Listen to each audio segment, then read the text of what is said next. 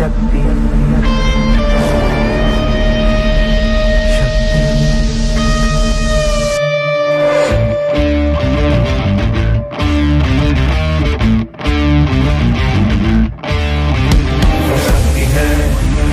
शक्ति है, वो शक्ति है, वो शक्ति है, वो शक्ति है, वो शक्ति है, वो शक्ति है।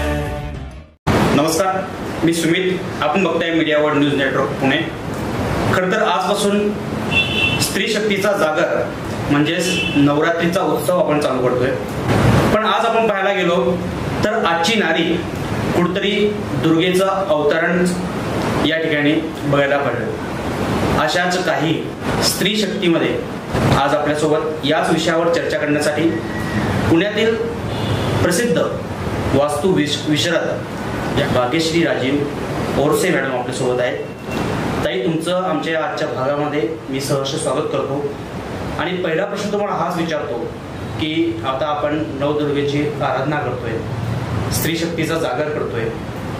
काय सांगाल आजच्या या स्त्रीला की जी कुठतरी आता घर मूल याच्या व्यतिरिक्त आता बाहेर पडून स्वतःचा काहीतरी उदरनिर्वाह करतेय किंवा समाजाला सामोरे जातीये. आपण देखील एक या सर्व परिस्थितीतून गेला. काय सांगाल या नवदुर्गेच्या निमित्ताने? स्वामी ओम. सगळ्यांना मनापासून नमस्कार. आणि आजपासून सुरू होणाऱ्या नवरात्री उत्सवाच्या सगळ्यांना मनापासून खूप खूप शुभेच्छा. आणि देवी तुमच्या सगळ्या इच्छा पूर्ण करो ही स्वामींचरणी प्रार्थना. धन्यवाद की तुम्ही दुर्गेचा अवतार माझ्यामध्ये पाहिलात आणि आज मला बोलण्याची संधी दिली, त्याच्यासाठी आधी थँक्यू व्हेरी मच. संघर्षाबद्दल म्हणाल तर संघर्ष कोणालाही चुकलेला नाहीये. आपल्या प्रत्येकाला संघर्षातून जायला लागतं. पण मी सगळ्या स्त्रियांना एकच सांगेन की तुमच्यामध्ये ती शक्ती आहे. देवीचा 9 दिवसाचा उत्सव सुरू झालेला आहे. देवी ही शक्तीचं, भक्तीचं, समृद्धीचं रूप आहे. त्याच्यामुळे संघर्षाला घाबरू नका. ज्याने आयुष्यात संघर्ष केला, न थकता लढला, त्याला पुढे जाऊन नक्की यश मिळते. आणि याची जिवंत उदाहरण मी आहे. आपण जसं पुढे जाऊ तसं तुम्हाला मी माझा प्रवास सांगणारच आहे. पण न घाबरता, न कुठल्याही गोष्टींचं टेन्शन घेता, आपले जे कोणी आपले स्वामी असतील, तर मी माझ्या स्वामींना मानते, तसं तुम्ही ज्या कोणाला मानत असाल त्यांच्यावर श्रद्धा ठेवून प्रवास करत राहा. फक्त विजन ठेवायचं आणि हार्डवर्कला घाबरायचं नाही, म्हणजे मग आपण नक्की आपल्या डेस्टिनेशनला पोहोचतो. लहानपणापासूनच तुमच्यामध्ये असलेली जिद्द, चिकाटी किंवा समाजाप्रती, महिलांप्रती असलेलं प्रेम ते कसं उभरतं झालं आणि त्याचा प्रवास नेमका कसा होता? एक महिला मंडळ देखील आपण स्थापन केलं होतं. त्याच्या माध्यमातून देखील अनेक महिलांसाठी अनेक कामं केले. ते कशा पद्धतीने तुम्ही कामं केले, त्याची प्रेरणा कुठून मिळाली, त्याविषयी नक्की सांगा. माझं बालपण एका साधारण मध्यम कुटुंबामध्ये, मिडल क्लास फॅमिली आपण म्हणतो तशा ठिकाणी झालेला आहे. पण माझे आई वडील शिकलेले, वडील माझे देव माणूस, आई माझी देवीचा अवतार. सुसंस्कृत फॅमिली. आमच्यावर खूप छान संस्कार केले आमच्या आई बाबांनी. आज मी जे काही आहे ते फक्त आणि फक्त माझ्या आई बाबांमुळे आहे.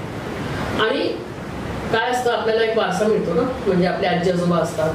तर माझे दोन्हीकडचे ग्रँड पॅरेंट्स म्हणजे माझ्या वडिलांचे पण आजोबा आणि आईचे पण, तेही वेल एज्युकेटेड होते, शिक्षणाधिकारी होते माझे आजोबा. आणि इकडचे आजोबा पाटील. त्यामुळे घरी कायम लोकांची वर्दळ, म्हणजे लोकांशी आमचं आयुष्यच नाही, कायम 5-50 लोक घरामध्ये आहेच. तर त्यामुळे आपोआपच आपण सोशली कनेक्ट होतो. आणि मग आम्ही बघायचो आजोबा कसे लोकांच्या प्रश्नांवरती उत्तरं करतायत किंवा कसे ते सगळ्यांना मार्ग दाखवतायत. आणि मग ते आपल्यामध्ये येतं ना, बाळकडू आपण म्हणतो तसं. आणि मग कायम वाटायचं आम्हाला की आपणही असंच आजोबांसारखं नाही का, असं छान ठेवायचं. आणि मग हळूहळू शिक्षण घेणं झालं. मिडल क्लास फॅमिली होती आमची, पण आम्ही छान BSc केलं मी केमिस्ट्री घेऊन. त्यावेळेला माझ्या वडिलांनी मला कॉन्व्हेंटमध्ये शिकवलं. म्हणजे जेव्हा मुलींना शिकवतही फार नव्हते, त्यावेळेला मी कॉन्व्हेंटमध्ये चांगल्या शाळेमध्ये शिकले. दस्तूर, पुण्यातल्या दस्तूरमध्ये माझं शिक्षण झालं. त्यामुळे हे सगळं अर्थातच माझ्या आई बाबांमुळे झालं. आणि मग शिक्षण घेत असताना जे काही अडचणी आल्या ते करत करत आम्ही शिक्षण पूर्ण केलं. त्यानंतर अर्थातच लग्न झालं, मग मुलं झाली. मग थोडे वर्ष काय असतं, आपण बाईचं काय असतं, मग एकदा आई झाली की त्याच्यातच गुरफटून राहते. मी तशीच होते. मी कारण महिला असल्यामुळे थोडे दिवस मी, माझी मुलं त्याच्यातच होते. पण मग मी साईडचे जेव्हा महिलांना बघायचे की कसं काय त्रास आहे, कसे ते काही स्लम एरियाज आहेत आमचे इथे, जिथे महिलांना खूप त्रास असायचा. आणि मला असं वाटलं की आपण काहीतरी केलं पाहिजे याच्यासाठी. आणि मग महिला मंडळाचं स्थापना केली आम्ही. म्हणजे 2004 मध्ये मी ज्ञान महिला मंडळ स्थापन केलं. त्याच्यातून मग महिलांचे प्रश्न, त्यांना रोजगार किंवा मग आपल्याला माहिती आहे आपण म्हणजे थोडंसं उच्च लोकांनाही पण स्लम एरियाजमध्ये खूप महिलांना प्रॉब्लेम्स आहेत. दिवसभर काम करायचं, रात्री आल्यावर ते लोक मारणार त्यांना वगैरे. हे सगळं मला बघितलं की अगदी मलाच रडायला यायचं ते सगळं बघून. आणि मग असं मग महिलांसाठी आरोग्य शिबिर, त्यांना रोजगार किंवा मग त्यांना मोफत कायदा कसा मिळेल, मग काही ॲडव्होकेट्स अपॉइंट केले. असं करून मग महिला मंडळाचं काम केलं. हजारो महिला आल्या त्याच्यामध्ये, भरपूर महिलांना सहकार्य केलं आणि मग सोशली कनेक्ट झाले. त्यानंतर मग असं म्हणजे आणि मग प्रत्येक महिलेला माझं हेच म्हणणं असतं की तुमच्यातही ती दुर्गेचा अवतार आहे, स्त्री शक्तीचं रूप आहे. मी प्रत्येक स्त्रीला हेच सांगते, रडत बसू नका अजिबात. की त्रास आहेच सगळ्यांना, पण हे एक लक्षात घ्यायचं की आपण का स्त्रीच्या जन्माला आलेलो आहे. म्हणजे तुम्ही इन्व्हॉल्व, तुमच्याकडे आहेच आहे ना ती ताकद. कारण प्रत्येक स्त्रीला आता 9 दिवस जरी उत्सव असेल तरी सुद्धा ही ताकद, ही शक्ती ही प्रत्येक महिलेमध्ये असतेच ना. म्हणून अबला नारी म्हणून रडत बसायचं का सबला म्हणून सगळीकडे रूल करायचं, हे जानकारात खबर आणि त्याप्रमाणे ऍक्ट केलं पाहिजे. महिला सक्षमीकरण, महिला सबलीकरण या असे शब्द, मोठमोठे शब्द अनेक व्यासपीठावर आपण या ठिकाणी ऐकत असतो. परंतु प्रत्यक्षात त्यासाठी काम करणारी व्यक्ती आणि संपूर्ण आयुष्य त्यासाठी झटणारी व्यक्ती म्हणजेच भाग्यश्रीताई आहेत. त्यांनी जेव्हा सुरुवात केली 2004 मध्ये, जसं त्यांनी सांगितलं, की काय नेमक्या महत्वाच्या समस्या होत्या किंवा त्यावेळेस 2008 म्हणजे आता एक दशक नेमकं ओरडलंय त्यामध्ये. आताच्या समस्या, तेव्हाची परिस्थिती, आताची परिस्थिती, काय नेमकं बदल झालाय किंवा आता महिला थोडशा तरी कुठतरी उरावर आल्यात का? त्यावेळेला काय होतं, महिलांना एक तर बाहेर जायचं नाही. म्हणजे माझ्या इथं काय थोडं सराउंडेड थोडा स्लम एरिया आहे, तर तिथं प्रॉब्लेम्स काय असणार, त्या महिलांनी दिवसभर काम करायचं, मग रात्री ते घरचे त्यांचे जे कोणी म्हणजे असतील मेल कॅन्डिडेट्स ते त्यांचे पैसे घेणार काढून मग त्यांना मारहाण करणार. आणि मग असं ते रोज रोज रोज चालू असणार त्यांच्याकडे. आणि मग खूप मारहाण झाली की त्यांनी आपल्याकडे यायचं. मग आपण जाऊन त्यांना म्हणजे एक तर समजून सांगायचं जशी कुठली भाषा समजेल त्या भाषेमध्ये, आणि मग पुन्हा ते असं सगळं असं. आणि मग शिक्षण थोडं कमी. आता काय झालेलं आहे, आता थोडंसं म्हणजे शिक्षणाचं महत्त्व कळेल, महिला शिकलेल्या आहेत, महिला पायावर उभ्या आहेत आत्ताच्या. आणि सगळ्यात महत्त्वाचं म्हणजे आर्थिक स्वावलंबन. त्यावेळेला काय होतं, काही महिला काम करायच्या, काही नसाय करायच्या. आणि मग आर्थिक दुसऱ्यावर तुम्ही अवलंबून असाल की मग फार काही तुम्हाला काही करता येत नाही म्हणजे ना. तर आता तेवढं एक आहे की प्रत्येक महिला शिकलेली आहे, स्वतःच्या पायावर उभी आहे, स्वतःचे निर्णय स्वतः घेऊ शकते. त्याच्यामुळे ती एक खूप छान गोष्ट म्हणजे त्याच्यासाठी मला फार छान वाटते की मी महिलांना म्हणते स्वतः शिका, पायावर उभे राहा. तर तुम्ही तुमच्या पायावर उभा असाल की दुसरं डिपेंडेंट नाही राहायचं. त्याच्या आधीचा काळ काय होता, पूर्णपणे अवलंबून ना दुसऱ्यावर, त्यामुळे काहीच करता येणार नाही अजिबात. म्हणजे काही नाही जरी म्हणजे इच्छा नसेल तरी तिथंच बरा असं नाही का, अशी ती पहिली वेळ होती. आता असं नाहीये, आता महिला स्वतः काम करतात, स्वतःच्या पायावर उभ्या आहेत, त्यामुळे तसे आताचे त्रास थोडे वेगळे आहेत. त्याच्यानंतर तुम्ही युवकांसाठी देखील कामं केले, त्याच्यामध्ये मग व्यसनमुक्ती असेल किंवा त्यांना कुठेही एक चांगल्या मार्गावर आणण्यासाठी तुम्ही प्रयत्न केले. त्याची सुरुवात नेमकी कशी झाली किंवा असं का वाटलं की महिला सोडून आता कुठेतरी आपण युवकांमध्ये देखील यावं, असं तुम्हाला का वाटलं? महिलांसाठी काम करत असताना माझे काही पोलीस अधिकाऱ्यांशी म्हणजे परिचय झाला होता. त्यावेळेला माझ्या असं लक्षात आलं की इथे काही भागातली म्हणजे यंगस्टर्स आहेत की जे आता अजून धड मोठी नाही धड छोटे नाही, पण ते असे व्यसनाच्या याला लागलेले आहेत किंवा चुकीच्या मार्गाला लागलेले आहेत. मग त्यांच्याशी बोलताना माझ्या असं लक्षात आलं की यांच्यासाठी काहीतरी करणं गरजेचं आहे. म्हणजे यांना काम मिळवून देणं म्हणा किंवा असं, किंवा थोडं काउन्सिलिंग होणं नाही का, की चांगलं काय वाईट काय. आणि मग त्यावेळेला असं वाटलं की आणि काय एकटा माणूस म्हणजे मी एकटी काही करायचं म्हटलं तर नाही तुम्ही करू शकत. संस्था जेव्हा असते एखादी किंवा एखादं प्रतिष्ठान असतं त्यावेळेला आपण काही लोक असतो त्याच्यावरती मिळून आपण खूप काही करू शकतो. एकटं मला खूप वाटलं मी समाज बदलू, पण मी एकटी काही करू शकत नाही. पण त्याच्यामुळे अर्थात त्यावेळेला मी श्रीराज प्रतिष्ठान स्थापन केलं. त्या माध्यमातून मग म्हणजे युवकांसाठी बरेच काही काही करायचा प्रयत्न केला आपण. त्यांना काम मिळवून देणे किंवा त्यांना म्हणजे व्यसनाच्या अधीन जाऊ नका किंवा काय केलं पाहिजे असं काही लेक्चर्स ठेवायचो आपण, काउन्सिलर्स बोलवायचो, असे काही गोष्टी केल्या आपण श्रीराज प्रतिष्ठानच्या माध्यमातून. आणि ते स्थापन करण्याचं म्हणजे 2007 मध्ये माझ्या मिस्टरांच्याच नावाने केलं त्यांनी श्रीराज प्रतिष्ठान.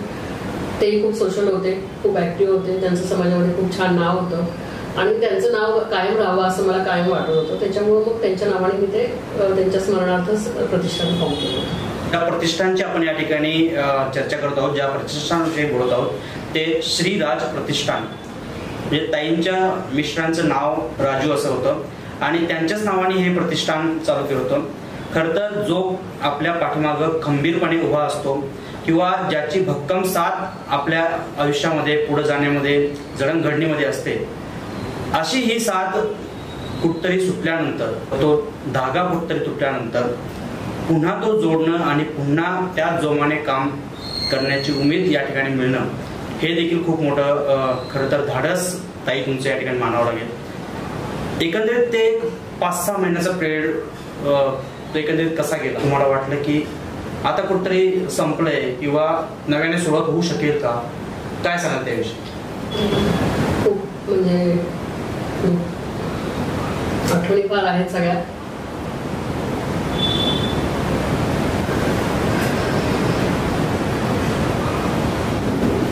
ते गेले तेव्हा माझं काम खूप जोरात होतं. म्हणजे माझे बचत गट हे ते सगळं चालू होतं आणि ते खूप माझं बॅकबोन खंबीरपणे, म्हणजे त्यांना फार आवड होती या सगळ्या गोष्टींची. He was a very social person. म्हणजे त्यांना त्यांचं नाव अजूनही, एवढे वर्ष गेलेत पण तुम्ही कुठेही त्यांचं नाव घेतलं तर त्यांना अजूनही लोक ओळखतात. आणि मग ते गेल्यानंतर मला असं वाटलं की आता सगळं संपलेलं आहे, आता काही आपलं नाही होऊ शकत. कारण ज्यांच्या तेच म्हणजे कॉन्फिडन्स त्यांनी दिला होता, त्यांनीच माझ्यात ही सगळी ताकद आणली होती. आणि ज्याच्यामुळं आपण आहोत तोच नसेल तर मग आपण नाही हे सगळं फेस करू शकणार असं एक वाटलं. आणि मग म्हणलं आता नको करायला, हे सगळं बंद करून टाकूया आपण. आणि मग बरेच दिवस घरातच होते. आणि मग म्हणजे ज्या अधिकाऱ्यांबरोबर कॉर्पोरेशनचे म्हणा किंवा जे सगळे लोक मला खूप म्हणत होते की तुम्ही पुन्हा काम चालू करा, काम बंद करू नका, पण मला ते आतूनच ते असं वाटत नव्हतं की मी एकटी आता पुन्हा काही करू शकेन म्हणून. माझ्या मुलांनी मला खूप छान साथ दिली या सगळ्या माझ्या प्रवासामध्ये. आणि मग एक दिवशी तुम्हाला म्हणाला आपण बघूया तरी प्रयत्न करून बाहेर जाऊया. नाही तर मी घराच्या उमऱ्याच्याही बाहेर थोडे दिवस अजिबात पडले नव्हते. ते पूर्ण स्वतःला असं एकदम कोंडून घेतलं होतं. मग हळूहळू पुन्हा बाहेर पडले. मग काही म्हणजे जेव्हा काम करत असताना काही सगळे लोक मला भेटले होते, ते सगळे येऊन भेटून थोडंसं मलाही लागलं त्यावेळेला काउन्सिलिंग करायला सगळ्या लोकांना. आणि मग पुन्हा त्यावेळेला मग त्यांच्या स्मरणार्थ असं काम कर. आणि म्हणजे मग सगळ्यांनी मला अशी म्हणजे हे कल्पना दिली आणि मग त्यांच्या नावाने मी हे प्रतिष्ठान फॉर्म केलं. आणि मग जेव्हा त्यांचं नाव त्या प्रतिष्ठानमध्ये आलं मग खूप मोठे मोठे कार्यक्रम केले त्या प्रतिष्ठानच्या मार्फत मी.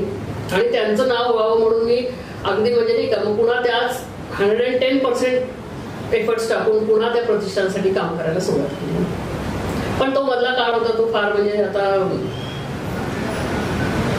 हे केलेलंच बरं. त्याच्याबद्दल दुःख सगळं असं हजारो लोकांमध्ये आहे आणि अचानक एकदम सगळं आपल्या आतलंच काहीतरी एनर्जी कुणीतरी काढून घेतलेली असं मला त्यावेळेला वाटायचं. कारण ते म्हणजे माझे सगळं सपोर्ट सिस्टीम म्हणा किंवा नाही का एक आपलं केंद्रस्थान असतं किंवा असे होते सगळे. आणि कायम ते आहे म्हणूनच मला असं वाटायचं की हे आहे तोपर्यंत आपल्याला काही भीती नाही किंवा काही नाही.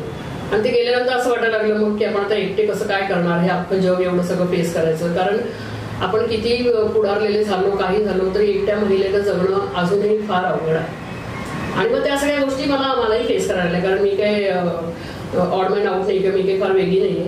ज्या समस्या एकट्या महिलांना फेस करायला लागतात त्या मलाही करायला लागल्या. त्याच्यामुळे अजूनही समाजामध्ये ते सगळं अजून तेवढं हे आलेलं नाहीये. कारण मानसिकता काही लोकांची आपण बदलू नाही शकत. आणि मग जेव्हा तुम्ही एकटी महिला काम करत असता त्यावेळेला आपले म्हणजे त्यावेळेला काही आपलीच लोक असतात त्यांनाही आपल्याला फेस करायला लागतं, समाजाला फेस करायला लागतं. कारण समाज काय असतो दोन्हीकडून बोलणारा असतो. मग त्यावेळेला म्हणजे आपण बाहेर पडलं तरी बोलणार, घरात बसलं तरी बोलणार.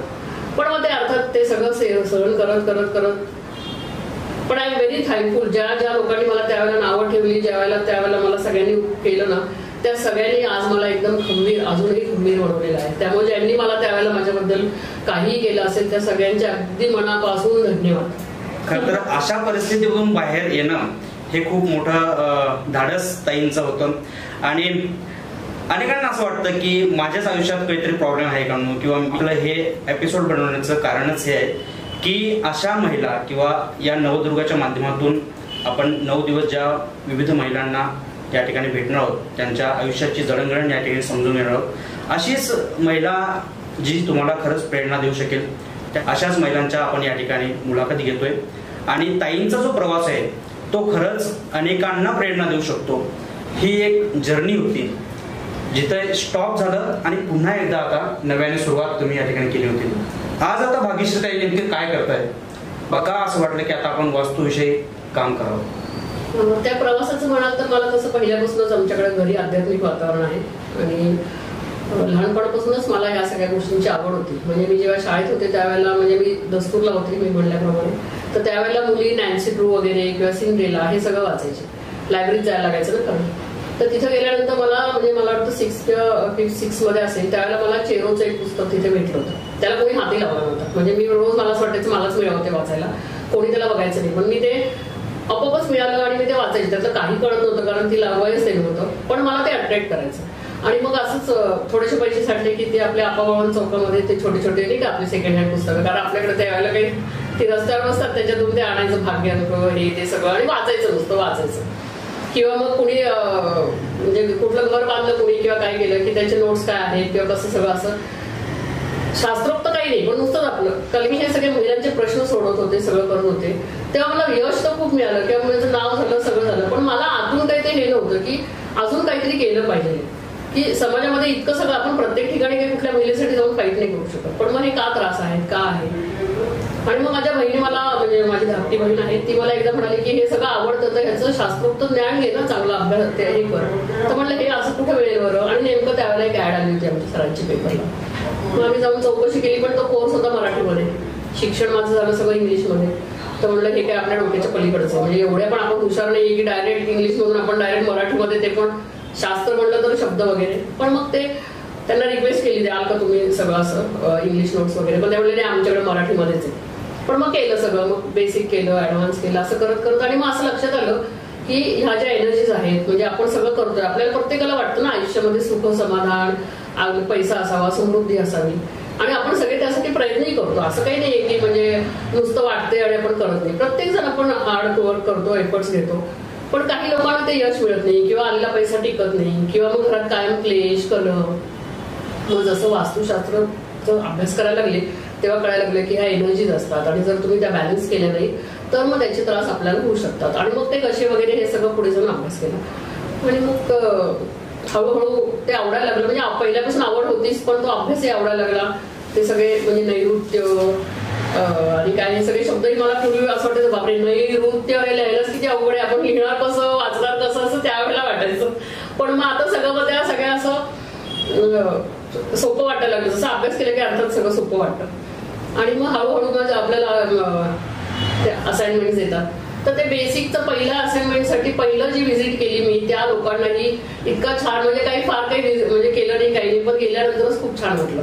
आणि मग असे जसे अनुभव यायला लागले आणि लोकांना आनंद मिळायला लागला, मग मला वाटलं अरे बापरे अजून आपण काय करू शकतो. मग त्याच्याशी रिलेटेड सगळे कोर्सेस करायचा प्रयत्न केला. कारण हल्ली आपण अपग्रेड राहिलो नाही, कारण नवीन नवीन खूप येतं मार्केटमध्ये काय काय. मग वास्तू केलं, त्याच्याशी मग रेखी केलं, त्याच्यानंतर क्रिस्टल थेरपी केलं, न्यूमरोलॉजी केलं, असे काही काही हे केलं सगळं. आणि ओव्हरऑल ते एक सगळं अभ्यास केल्यामुळे काय झालं, मग ते वास्तू आपल्याला समजता येते, लगेच कळते, तो माणूस समजतो. आणि मग हजारो क्लायंट. त्याच्यानंतर मग काही म्हणजे थांबलाच नाही तो प्रवास माझा. म्हणजे आज आपले 8 देशांमध्ये क्लायंट्स आहेत. ऑनलाईन पण आता आपण करतो. त्याच्यानंतर महाराष्ट्र, गुजरात, कर्नाटक, काही म्हणजे पूर्ण महाराष्ट्रभर माझे क्लायंट्स आहेत. आणि जेव्हा ते म्हणतात ना की आम्हाला खूप छान अनुभव आला, हे तुम्ही केल्यानंतर आम्हाला खूप छान वाटलं. काही माझ्याकडे असे काही क्लायंट्स आहेत की त्यांनी सुसाईड अटेम्प्ट केला होता आणि मग त्यांचे कोणीतरी त्यांना इथे घेऊन आले. असे आपण जवळजवळ आतापर्यंत 8 ते 9 सुसाईड बंद करून, म्हणजे तेव्हा त्यांचा मनातला विचार काढून आज त्या एकदम सक्षम, एकदम स्ट्रॉंगली त्या उभे आहेत. असे अनुभव आले. आणि मग असं वाटायला लागलं की अरे हे छान आहे. आणि शेवटी काय अध्यात्म आहे ना, म्हणजे ह्या सगळ्याची जवळ वास्तुशास्त्र म्हणजे ते शास्त्र आहे ना, आणि म्हणून ते आपण मांडतो ना. म्हणजे असं काही नाही की आता मला वाटलं 2+2=4, मग 2+2=5, असं काही नाही ना. 2+2 4च आहे, कारण ते शास्त्रामध्ये असं आहे. मग वास्तुशास्त्र ही गेली 5 वर्ष फॉलो करतात, महाभारतापासून आहे. आणि आता तर म्हणजे कॉलेजेसमध्ये पण आर्किटेक्चर वगैरे तो हे आहे, म्हणजे सब्जेक्ट आहे वास्तुशास्त्राचा असं. तर ते शास्त्र आहे. आणि ते म्हणजे मला फरक पडला, तुम्हाला पडला, असं हजारो लाखो लोकांना पडतोय, तर तो का पडतोय मग, कारण काहीतरी आहे ना. म्हणजे काही अंधश्रद्धा वगैरेचा प्रश्नच येत नाही इथे. आणि असे कितीतरी माझ्याकडे क्लायंट्स आहेत की जे त्यांच्या घरातले प्रश्न सुटलेले आहेत. काही लोकांना अपत्य नाहीये, 10-10 वर्ष त्यांना अपत्य झालेलं आहे, घर नाही त्यांचं घर झालेलं आहे, नोकरी नाही त्यांना नोकरी लागलेली आहे. आणि असे बरेच सगळे आहेत की ज्यांना ह्या म्हणजे वास्तू केलं किंवा छोटे मोठे काही उपाय केले त्याच्यामुळे उपयोग म्हणजे फायदा झालेला आहे. आणि सगळ्यात महत्वाचं म्हणजे हे अध्यात्माशी रिलेटेड आहे ना. म्हणजे आपण काही इथं तुम्ही म्हणजे लिंबू फेका, हे करा, ते करा, असं काही नसतं. इथं शास्त्रासारखं जे काय आहे ते आपण सांगतो.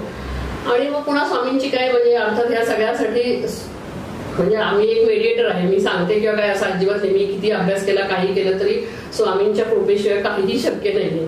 आणि अर्थात ती असल्यामुळे मग लोकांनाही त्याचा चांगला बेनिफिट मिळतो. तो आस्तिक नास्तिक या दोन्ही प्रकारचा समाज आपला या असल्यामुळे कशा प्रकारचे फेस तुम्हाला या ठिकाणी काम करताना पाहायला मिळतात? किंवा असं पण होऊ शकते की आपण एखादी गोष्ट केली आणि त्याचा रिझल्ट नाही आला तर मग क्लायंट कडून कशी त्याची प्रतिक्रिया येते?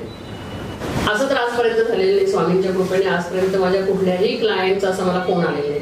फक्त थोडं आजचं उद्या होऊ शकतं. आता मी म्हणजे आता रिसेंटली 5-6 महिन्यापूर्वीच मी एक प्रेडिक्शन नाही म्हणता येणार, त्यांचं ते सगळं बघून सांगितलेलं की असं असं छान होईल काहीतरी गोष्टी तुमच्या आयुष्यामध्ये. पण ते त्यावेळेला थोडं झालं नाही. मग त्यांनी मला लगेचच की बघा तुम्ही तेव्हा तर म्हणाला होता असं होणार आहे, अजून तर काही दिसतच नाहीये, मग कसं काय असं मला प्रश्न केला होता. तर मग मी पुन्हा पाहिलं वगैरे सगळं आणि मग त्यांना म्हटलं की त्यावेळेला अर्थात त्यांनी त्यावेळेला काय झालं चांगलं होणार आहे, पण मग मला हे नको ते नको अशा बऱ्याच गोष्टी त्यांनीच त्यांच्याकडून बोलल्या होत्या. पण मे बी त्याच्यामुळे राहिला असेल. पण थोड्या दिवसांनीच त्यांना खूप मोठी गोष्ट त्यांच्या आयुष्यामध्ये अगदी लाईफ लॉंग टिकेल, लाईफ म्हणजे आपण आयुष्यामध्ये काहीतरी मिळायला पाहिजे अशी एक मोठी अचिव्हमेंट त्यांना मिळाली. तर असं होतं. पण असं म्हणजे नाही का काहीतरी केलेलं आहे आणि काहीच फरक नाही पडलेला असं आजपर्यंत मला कोणी भेटलं. गेले 10 वर्षापासून जे काम ताई तुम्ही करताय संपूर्ण देश आणि विदेशामध्ये देखील, तर हा विश्वासच सांगू शकतो की मी जे केलेलं आहे किंवा जी ट्रीटमेंट या ठिकाणी वास्तूच्या विरुद्ध दिलेली आहे त्याचा रिझल्ट हा आलेलाच आहे. भले 100% न हो, पण काही ना काही प्रमाणात त्याचा रिझल्ट हा प्रत्येक व्यक्तीला या ठिकाणी मिळत असतो. काय सांगाल की वास्तू ही जी प्रक्रिया आहे ही अंधश्रद्धा नाही?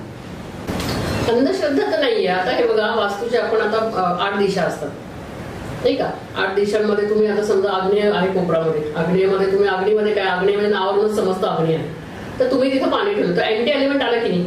मग अग्नीवर तुम्ही पाणी टाकलं तिथे काय होणार, म्हणजे जिथं अग्नीसारखा राहायला पाहिजे तिथं जर तुम्ही पाण्याचं काहीतरी केलं तर अँटी एलिमेंट आला ना, मग त्याच्यामुळे तुम्हाला त्रासच होणार. मग अग्नीच्या ठिकाणी अग्नी असेल तर तिथं अर्थातच मग ती एनर्जीच क्रिएट होणार ना. अशा सगळ्या याच्यासाठी वेगवेगळे दिलेले आहेत. म्हणजे ईशान्येमध्ये परमेश्वराच्या म्हणजे तुम्ही देवघर करू शकता, त्यामुळे अर्थात आता तिथं जर तुम्ही अग्नी केलं तर काय होईल. किंवा ईशान्य ही स्वच्छ का ठेवली पाहिजे, तिथं जिथं देवघर तिथं आपण आता हा तर कॉमन्स आहे, याच्यासाठी वास्तुशास्त्राची गरज नाहीये. आता जिथं ईशान्य दिशेमध्ये आपण देवघर म्हणतो तिथं तुम्ही स्वच्छ हलकं ठेवणं अपेक्षित आहे, हेच वास्तुशास्त्र सांगतं, ते काही वेगळं सांगत नाही. आणि मग आता ह्याच्यासाठी शास्त्र हवंय का की ईशान्य हा म्हणजे देवघर आहे ठेवायचं तुम्ही तिथं, तर ती तुम्ही स्वच्छ हलकी मोकळी ठेवली पाहिजे किंवा तिथं तुम्ही डस्टबिन ठेवलं नाही पाहिजे. तर ह्याच्यासाठी काही शास्त्राची तरी गरज आहे का, हे आपल्याला समजलंच पाहिजे ना ह्या गोष्टी. मग याच्यामध्ये अंधश्रद्धेचं काय असर आहे. किंवा मग तुम्ही ब्रह्मस्थानामध्ये, आता ब्रह्मस्थानामध्ये मोकळं ठेवा म्हणतो. ब्रह्मस्थान म्हणजे काय, वास्तूचं मध्य. जसं की आपलं म्हणजे आपली नाभी असते तसं वास्तूचं ब्रह्मस्थान म्हणजे त्यांची नाभी असते. आता उद्या जर तुमच्या बेंबीवर तुम्हाला कोणी जास्त जोरात दाबलं किंवा मोठा दगड ठेवला, तुम्ही काय कराल, ब्रीथ करू शकाल, श्वास घेऊ शकाल, सर्वाइव्ह करू शकाल, 2 मिनिटं म्हणाल अरे बाबा गुदमरायला लागलं मला, म्हणाल की नाही. मग तेच आम्ही सांगतो की वास्तूलाही असंच करणार. वास्तू म्हणजे काय, इथं प्रत्येक गोष्टीमध्ये एनर्जी आहे. म्हणजे हे काय आपल्याला वाटतं भिंती हे सगळं हे म्हणजे काय, या सगळ्या वस्तू या प्रत्येक गोष्टी तुला एनर्जी असते. आता सायन्स सगळे शिकलेले आहेत, energy cannot be created not be destroyed, हे सगळं काय आता मी नको सांगायला नाही का. तर त्याच्यामुळं वास्तू पण आपली वास्तू पुरुष असतो आपला, तर त्याच्यावर तुम्ही ठेवू नका आम्ही म्हणतो. आता ह्याच्यासाठी शास्त्र आहे का, हे तुम्हाला काय म्हणतात त्याला कनेक्ट झालं की नाही. मी समजा म्हणजे आपण आपल्याला समजायचं प्रत्येक ठिकाणी, असा श्रद्धा अंधश्रद्धेचा प्रश्नच नाही. तुम्ही स्वतःला तिथे ठेवा आणि बघा, मी तुम्हाला असं जर जागून ठेवलं किंवा तुमच्या अंगावर असं मोठा दगड ठेवला तिथे बेंबीवर तुमच्या, तुम्हाला काय होईल, गुदमरणार, तुम्हाला अस्वस्थता येणार आणि मग तुम्ही ओरडाओरडा आक्रोश सुरू करणार. वास्तूच तेच आहे. किंवा मग आपण म्हणजे पितृदोष पण तुम्ही म्हणता की नाही का. आता मला बरेच जण म्हणतात की काही नसतं, आम्ही 4 भाऊ जण आहे आणि मग आम्हालाच कशाला पितृदोष, बाकीचे 3 तर मस्त मजा करतायत. किंवा मग आम्हाला काय, आणि पित्रांना आम्ही दिलेलं काय खाणार आहेत का पित्र, आता वर गेले पित्र, म्हणजे वॉट एव्हर इट इज, काही पण बोलतात लोक.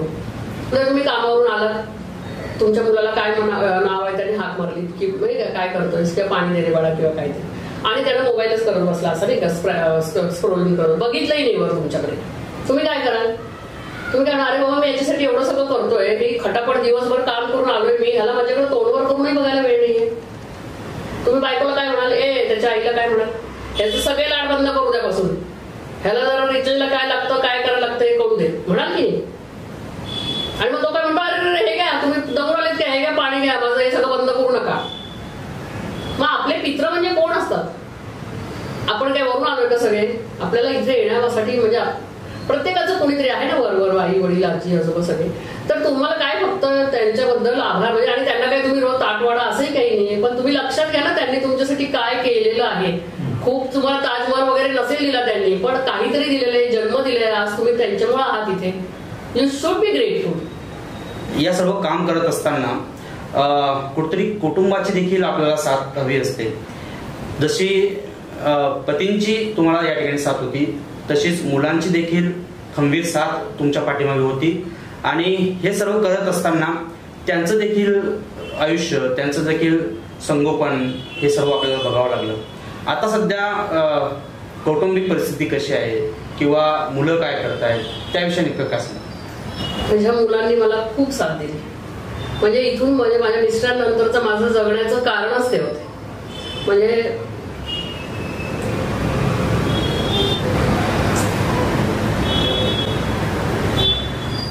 मिस्टर गेल्यानंतर मला पुन्हा उभं करण्यामध्ये माझ्या मुलांचा खूप मोठा रोल. माझा मोठा मुलगा प्रतीक, मधली मुलगी पूजा आणि धाकटा मुलगा प्रणव, साहेब म्हणतो आम्ही त्याला. त्यांनी नेहमी माझ्या मागे खंबीरपणे उभे. म्हणजे ज्या वेळेला मी कधीतरी असे बसले ना, माझ्या मुलीने मला strong woman in the room हे पुस्तक गिफ्ट केलं होतं. आणि माझा मोठा मुलगाही कायम कुठेही काही जायचं असेल सगळीकडे येणार माझ्याबरोबर. आणि आताही काही वेळेला मला जेव्हा असं वाटतं ना की मला जमेल की नाही किंवा काय, कारण मी आता ऑनलाईन पण करते ना हे सगळं आपण जे काम करतोय ते, तर आता आपल्याला नाही जमत काही गोष्टी, तर तेव्हा धाकटा मुलगा मला इन्स्पायर करतो किंवा शिकवतो. आणि माझ्या घरामध्ये म्हणजे माझी सूनही खूप छान आहे, मुलंही खूप छान आहेत, नातू आहेत मला, तेही मला काही काही वेळेला शिकवतात. म्हणजे हे जे मोबाईलचं आपल्याला काही येत नाही त्यावेळेला मग माझे छोटे छोटे मुलं फार हुशार आहेत आत्ताची, ते लोक मला आजी हे कर ते कर असं सांगत असतात. घरामध्ये म्हणाल तर मला कुटुंबातून खूप साथ मिळाली. माझ्या घरचे खूप चांगले लोक आहेत. म्हणजे माझी सगळी ओरसे फॅमिली खूप छान आहे. I am very thankful to them. माझी मुलं, माझ्या सासूबाई, माझ्या घरातले सगळे प्रत्येकाने मला कायम साथ दिली किंवा सपोर्ट केलं. आणि त्यामुळेच मी करू शकले. कारण महिलेला जेव्हा बाहेर पडायचं असतं किंवा काही करायचं असतं त्यावेळेला it is not easy at all. म्हणजे तुम्हाला घरचं सगळं करा, बाहेरचं सगळं करा. अशा वेळेला घरी जर लोक सपोर्टिव्ह नसतील तर तुम्ही हे सगळं नाही करू शकत. पण मला सुदैवाने स्वामींच्या कृपेने चांगले लोक मिळाले त्याच्यामुळे. आणि माझी मुलं तर माझी ताकद आहे. म्हणजे माझ्या मिस्टरांनंतर मी आता हे जे स्ट्रॉंगली उभी आहे ना ती फक्त आणि फक्त माझ्या मुलांमुळे. आणि त्यांच्यामुळेच माझा पुढचा प्रवास हा सगळा सुखकर होऊ शकला. त्यामुळे माझ्या मुलांचे मी सगळ्यांसमक्ष धन्यवाद मानेन किंवा आभार मानेन. I am very thankful to them. म्हणजे मुलांनीच आई वडिलांचे आभार मानले पाहिजे असं काही नाही. आई वडिलांनी वेळोवेळी मुलांनी जर आपल्यासाठी काही केलं तर थँक्यू म्हणायला विसरलं नाही पाहिजे. आणि त्यामुळे मी आता तुमच्या सगळ्यांसमोर म्हणते की माझ्या मुलांना साठी म्हणजे किती म्हणावं तेवढं कमी. आधी माझ्या मिस्टरांनी ताकद दिली, आता माझी मुलं माझी ताकद आहे. आणि I am very grateful for that. आपण आता सध्या जे सर्व्हिसेस वास्तूमध्ये देतोय ते नेमके कशा पद्धतीचे आहेत किंवा काय काय सर्व्हिसेस आपण आहे जे लोकांना उपयोगी होईल? आता तुम्ही जसं म्हणलात की आत्महत्यावर देखील आपण काम करतोय, जेणेकरून आत्महत्या कुठेतरी रोखल्या पाहिजे. असे देखील केसेस अनेक प्रकारे तुम्ही चांगल्या पद्धतीने या ठिकाणी सॉल्व्ह केले. काय काय सर्व्हिसेस आहे नेमके? आपण आम्ही वास्तू एक्सपर्ट आहे त्यामुळे आपण वास्तुशास्त्रासाठी काउन्सिलिंग म्हणजे कन्सल्टेशन करतो. त्यानंतर रेखी हिलर आहोत आपण. एका मल्टीनॅशनल कंपनी आहे, जगभरातल्या लोकांना आपण डिस्टन्स रेखी देतो. क्रिस्टल थेरपी आहे, त्याच्यानंतर टॅरो रिडिंग आहे, वैदिक ज्योतिष आहे आपलं किंवा अंकशास्त्र. या सगळ्या गोष्टींचं आपण कन्सल्टेशन करतो. ऑनलाईन आणि ऑफलाईन दोन्ही आपले सर्व्हिसेस आहेत. ऑफलाईन हवं असेल तर आपलं गोखलेनगरमध्ये ऑफिस आहे जिथे आपण संध्याकाळी तिथे बाय अपॉइंटमेंट भेटते. आणि दिवसभर म्हणजे सकाळच्या कन्सल्टेशन आपलं वास्तू हे असतं, वास्तूच्या व्हिजिट्स असतात. आणि ऑनलाईन असेल तर ऑनलाईन तर आपण 8 देशांमध्ये स्वामींच्या कृपेने आपण म्हणजे आधी फक्त भारतामध्ये काम करत होतो. आज आपले मोर दॅन 8 कंट्रीजमध्ये क्लायंट्स आहेत आणि हॅपी क्लायंट्स आहेत सगळ्यात महत्त्वाचं म्हणजे. तर त्याच्यामुळं तुम्हालाही कोणाला जर सल्ला हवा असेल किंवा असं वाटत असेल, कारण काय शेवटी आयुष्यामध्ये म्हणजे आत्ताचं जे आहे ना, आता यश खूप आहे किंवा सक्सेस खूप आहे पण समाधान नाही आहे लोकांना. म्हणजे फिमेल्स पण आपण जे म्हणतो ना की दोघंही 1 लाख 1 लाख 2 लाख घरात येत आहेत, पण एकाचं तोंड इकडं एकाचं तोंड तिकडं. आणि काय आहे, शेवटी आपण माणूस आहोत. फक्त पैसे मोजत किंवा पैसे खात पीत बसू नाही शकत. इमोशन्स तुमचे बोलायला हे करायला सगळ्याला आपल्याला लोक हवेत ना. तर आत्ताचे प्रॉब्लेम्स थोडे वेगळे आहेत. मी मगाशी म्हटल्याप्रमाणे पहिले महिलांना थोड्या थोड्या रुपयांसाठी संघर्ष होता, आता तसं नाहीये. पण आता फिमेल्सचे प्रॉब्लेम्स काही वेगळे आहेत. तर असं जर काही कोणाला कन्सल्ट करायचं असेल तर तुम्ही केव्हाही मला, म्हणजे मी इथे माझा नंबर देईन किंवा ऑफिसचा पत्ता देईन, तिथे तुम्ही केव्हाही मला कॉन्टॅक्ट करू शकता. लहानपणापासूनच म्हणजे अगदी माहेरी असल्यापासूनच ते आजपर्यंत, म्हणजे आजी झाला तुम्ही तोपर्यंत हा प्रवास, अनेक उतार चढाव आयुष्यामध्ये होत आहेत. हे सर्व कामं पाहता अनेक संस्था, अनेक संघटना ज्यांनी या सर्व कामाची दखल घेऊन भाग्यश्री ताईंना अनेक पुरस्कार देखील राज्यस्तरीय असतील, जिल्हा पातळीवर असतील, ते देखील या ठिकाणी सन्मानित केलेले आहे. आपण त्यांच्याच कडून जाणून घेऊया की नेमके कोणकोणते पुरस्कार ताई तुम्हाला या ठिकाणी मिळाले सर्व कामाला पाहता. बरेच पुरस्कार मिळाले, पण त्यातले लक्षात राहण्यासारखे म्हणजे मला झाशीची राणी हा पुरस्कार सुद्धा मिळाला होता. म्हणजे अगदी तलवार वगैरे हातात घेऊन, म्हणजे ते एकदम मेमोरेबल, म्हणजे लक्षात राहण्यासारख्या काही गोष्टी असतात आपल्या. कारण मला असं वाटतं की प्रत्येक महिलेनं झाशीच्या राणीसारखंच राहावं. आणि ज्यांनी मला तो पुरस्कार दिला त्यांना असं वाटलं की तुम्ही जे लढताय, महिलांसाठी जे काम करताय ते वर्थ आहे यासाठी, आणि म्हणून त्यांनी ती एवढी मोठी छान तलवार माझ्या हातात दिली होती आणि तो पुरस्कार मला दिला होता. आणि मग बरेच पुरस्कार मिळाले. आता आपण हे जे आता कार्य करतोय वास्तूचं, त्याच्यासाठी आपल्याला खूप अवॉर्ड्स मिळाले. आता रिसेंटली आपल्याला हायेस्ट म्हणजे 5 स्टार मिळालेलं ऑनलाईन म्हणून एक अवॉर्ड मिळाला. अशा आणि वेगवेगळ्या संस्थांनी बऱ्याच ठिकाणी मला, म्हणजे मुंबईला बोलवून किंवा दिल्लीला वगैरे मोठे मोठे अवॉर्ड्स आपल्याला या आताच्या वास्तूच्या कार्यक्रम, म्हणजे वास्तुशास्त्र जे आपण करतोय याच्यासाठी आपल्याला मिळालेले आहे. आणि सोशल वर्कसाठी तर म्हणजे बरेच आहेत. ते आता बोलायला गेलो की तुम्ही कंटाळाल ते ऐकता ऐकता. पण छान आहे, म्हणजे जेव्हा आपल्याला रेकग्नायझेशन मिळतं, अप्रेझल मिळतं, म्हणजे कोणी तुमचं कौतुक केलं किंवा तुम्हाला असे अवॉर्ड्स मिळाले की तुम्हाला आणखीन काम करण्यासाठी प्रेरणा मिळते. आणि म्हणजे आता मी जे करते स्पिरिच्युअल ह्या आध्यात्मिक याच्यामध्ये, तेव्हा माझे क्लायंट जेव्हा मला म्हणतात ना की असं हे छान झालं, ते छान झालं, तेव्हा मला आणखी वाटतं अरे बापरे, अजून ह्यांना आनंद होण्यासाठी काय करता येईल आपल्याला. मग त्यावेळेला आणखीन प्रयत्न केले जातात. तर त्याच्यामुळं असं असे कौतुक सोहळे नक्कीच व्हायला पाहिजे आहेत. कारण प्रत्येकाला अपेक्षा असते ती, त्यामुळे त्यांना प्रेरणा मिळते. आणि मलाही असेच अवॉर्ड्स मिळत गेले, असं सगळं मिळत गेलं. आणि त्यामुळे मग मी न थकता काम करत गेले. म्हणजे मनुष्य आहोत आपण, कधीतरी थकवा येतो, कधीतरी असं वाटतं की अरे बास आता हे नको करायला काही सगळं. पण मग ते सगळं पाहिलं आपण मागचा प्रवास की आतापर्यंत का थांबलो नाही आपण, मग आता का थांबायचं. आणि मग ते सगळे अवॉर्ड्स वगैरे जेव्हा आपण बघतो त्यावेळी मग आपल्याला आतून आणखीन एक छान प्रेरणा मिळते किंवा आपण अपलिफ्ट होतो आणि पुन्हा पुढच्या प्रवासासाठी तयार होतो एनर्जेटिकली. पुरस्कार हे आपली जबाबदारीची जाणीव आपल्याला करून देतात, जेणेकरून आता आपली कुठतरी जबाबदारी वाढलेली आहे, समाजाप्रती असेल किंवा आपल्या कामाप्रती असेल. एक असा काळ होता की ज्यावेळेस तुमच्याकडे अनेक पक्ष यायचे की ताई तुम्ही आमच्या पक्षात या.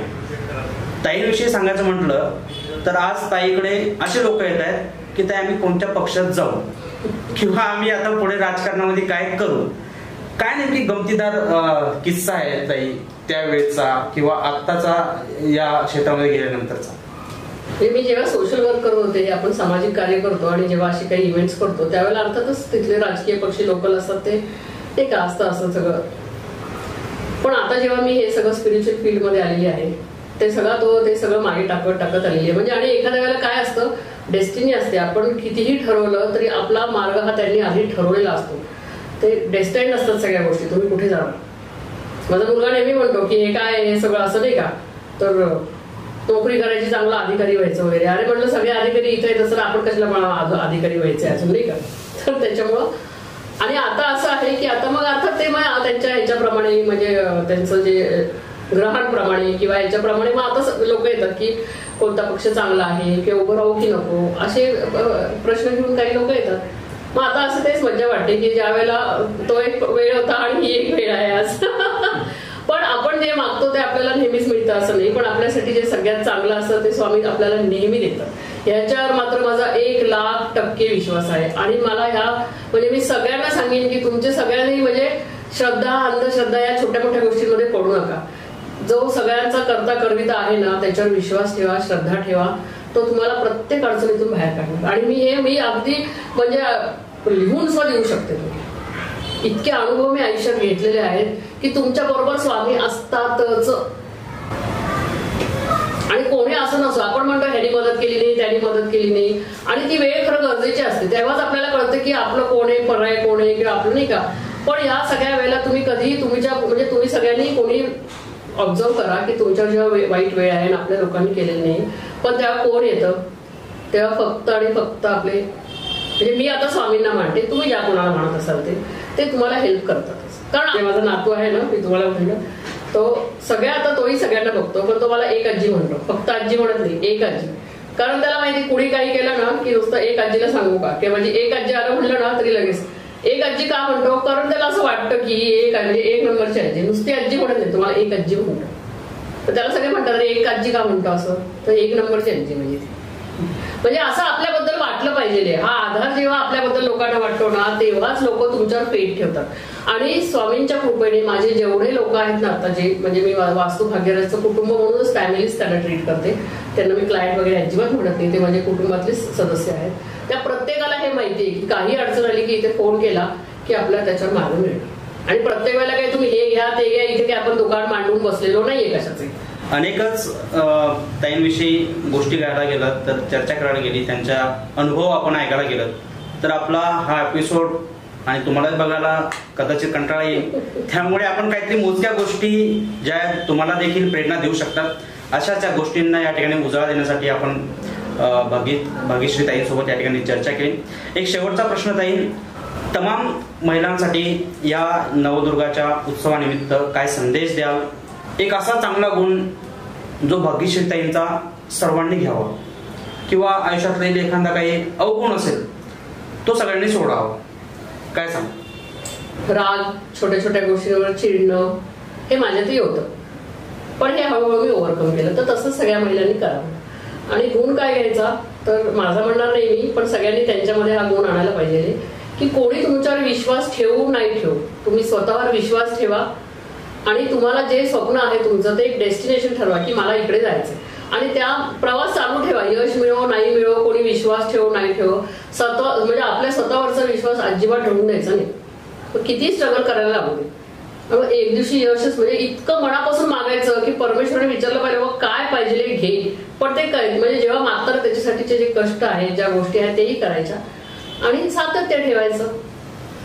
आणि मी म्हणल्याप्रमाणे अजिबात घाबरायचं नाही कशाला. आपण इथं दुर्गेचा अवतार आहे. दुर्गा कशी होती कायम लक्षात ठेवायचं, ते शक्तीचा अवतार होता. पण आपण काही असेच नाही का अबला आणि सबला मगाशी म्हणल्याप्रमाणे नाहीये, आपण शक्तीचा स्वरूप आहोत. देवी म्हणजे आता आणि या 9 दिवसाचं महत्व मी आता 30 वर्ष करते 9 दिवसाची उपासना, खूप सगळं करते. म्हणजे अगदी म्हणजे हा एक खूप महत्वाचं आता लास्ट मी म्हणेन तुम्हाला, सगळं करा पण 9 दिवस जेव्हा तुम्ही उपास करता ना, म्हणजे आता हल्ली पुरुषही करतात महिलाही करतात, मी खूप म्हणजे गेली 30 वर्ष करते. 9 दिवस कडक उपास असतात माझे, अगदी मी म्हणजे चप्पल न घालणे, खाली झोपणे हे सगळं फॉलो करते.